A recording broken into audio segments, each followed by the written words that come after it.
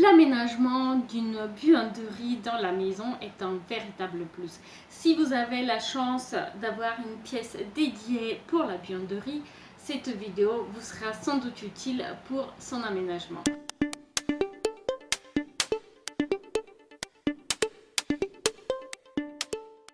Bonjour, comment allez-vous? Aujourd'hui, je vous retrouve pour parler d'une pièce technique très appréciée par tous, la buanderie. Alors, avoir une buanderie dans sa maison n'est pas une perte de place puisque cela permet de gérer cet aspect technique du quotidien relativement à l'écart. Une buanderie peut se faire dans une pièce relativement petite, des 6 mètres carrés environ. Et puis si vous avez un peu plus d'espace, vous pouvez aller jusqu'à 7-8 mètres. Ce qui est vraiment très important pour l'aménagement de la buanderie, c'est la ventilation de la pièce. Donc il faut que celle-ci soit ventilée idéalement par la VMC de votre maison avec une bouche d'extraction dans la pièce. Et puis de préférence, il faudrait avoir également une fenêtre. Je vous propose de voir ici un exemple d'aménagement d'une buanderie de 7 mètres carrés environ dans une maison ancienne. Une buanderie qui bénéficie d'une fenêtre et d'une surface assez confortable. Pour cet aménagement, donc on a un plan de travail sous lequel ont été glissés le lave-linge, le sèche-linge. Il y a un évier qui est encastré dans le plan de travail avec à côté des paniers à linge sur roulette.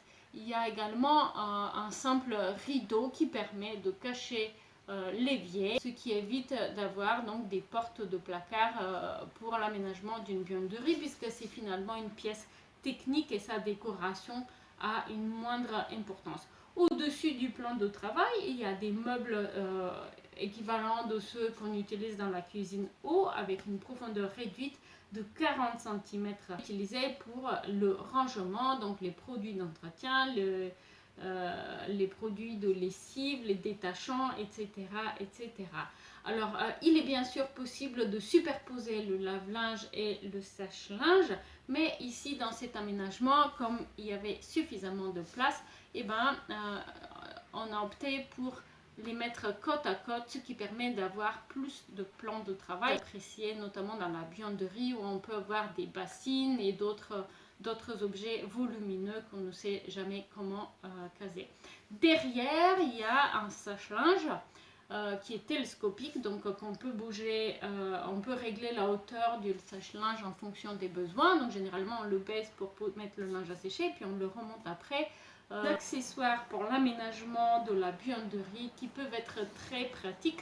Je vais vous donner dans la description de cette vidéo les liens vers les produits que je trouve vraiment indispensables, notamment le porte-balai mural, la penderie pour buanderie télescopique qui est très pratique pour les cintres. Si vous, comme moi, vous avez l'habitude d'accrocher donc les chemises notamment sur des cintres et de les faire sécher sur des cintres pour réduire le besoin de repassage. Un cadre que je trouve très sympa, d'aspect décoratif à la buanderie. La crédence pour cet exemple d'aménagement de buanderie a été traité avec une faïence, mais vous pouvez également opter pour une solution par exemple de béton ciré. Il y a une vidéo ici sur la crédence de béton ciré et ses inconvénients dans la cuisine, mais ici s'agissant d'une buanderie, il n'aura pas les problèmes qui ont été cités. Si vous n'avez pas assez de place, si vous ne pouvez pas avoir une pièce dédiée dans votre maison pour la buanderie, il est toujours possible d'aménager un coin buanderie dans la salle de bain. Il y a une vidéo que vous pouvez trouver ici. Dans les deux cas, il est toujours important de s'assurer de respecter la réglementation technique en vigueur et pour cela, faites appel à des professionnels qualifiés. Pour vous aider à trouver des artisans locaux, je vous propose un lien dans la description de la vidéo permettant de soumettre une demande de devis afin d'être contacté directement par des entreprises locales près de chez vous. Si vous ne pouvez pas aménager un coin buanderie ni dans une pièce dédiée, ni dans la salle de bain, puisque la salle de bain est trop petite par exemple, il est toujours possible de mettre le lave-linge simplement dans la cuisine. C'est une technique qui peut être intéressante. La buanderie doit-elle être aménagée dans l'espace chauffé de la maison ou en dehors? Je sais que vous êtes nombreux à envisager l'aménagement de buanderie dans un espace en dehors du volume chauffé de la maison. Mais personnellement, je ne suis pas adepte à cette solution. Pourquoi? Parce qu'en fait, on passe tellement souvent entre les deux espaces, entre la maison et la buanderie, que la porte dans la pratique reste tout le temps ouverte. Et si vous habitez dans une maison économe en énergie, cela vous fera gaspiller pas mal en termes de chauffage. Du sèche-linge, vous avez une buanderie dans votre maison, vous avez largement un espace où vous pouvez faire sécher le linge sans que cela nuise à la décoration d'intérieur de votre maison. C'est du sèche-linge parce que celui-ci est un appareil de l'électroménager qui consomme énormément d'électricité. Si vous avez la volonté de vivre de manière plus éco-responsable, je vous encourage vraiment d'essayer de vous passer du sèche-linge et de faire sécher le linge sur un séchoir.